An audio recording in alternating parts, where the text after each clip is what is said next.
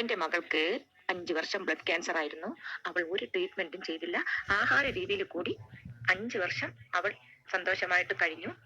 എന്നാൽ മരണത്തിന് ഒരു മാസം മുമ്പ് അവളുടെ ജീവിത ഭക്ഷണക്രമം അവൾ മനഃപൂർവ്വം തെറ്റിച്ചതാവണം. അവസാനം അവൾ ചിക്കനും മട്ടനും ബീഫും വറുത്തതും പൊരിച്ചതും ഒക്കെ ഒരു മാസം കഴിച്ചു. പെട്ടെന്ന് അവൾക്ക് ഹീമോഗ്ലോബിൻ കുറഞ്ഞു, WBC കൂടി, പെട്ടെന്ന് കുഴഞ്ഞു വീണു. ഒരു ഹൃദയാഘാതമായിരുന്നു. ഹോസ്പിറ്റലിൽ വിളിച്ചാൽ വരില്ല, ഗുളിക വാങ്ങിച്ചു കൊടുത്താലോ അതും കഴിക്കത്തില്ല. പക്ഷെ ആദ്യമൊക്കെ ഈ അരി അവൾ കഴിക്കുമായിരുന്നു. അതും കുറച്ച് മാത്രമേ കഴിക്കുകയായിരുന്നു. ക്യാൻസർ വന്നവർക്കും വരാതിരിക്കാനും ഭക്ഷണ രീതിയിൽ കൂടി നമുക്ക് ഒരുപാട് കാര്യങ്ങൾ നിയന്ത്രിച്ച് കൊണ്ടുപോകാൻ പറ്റും.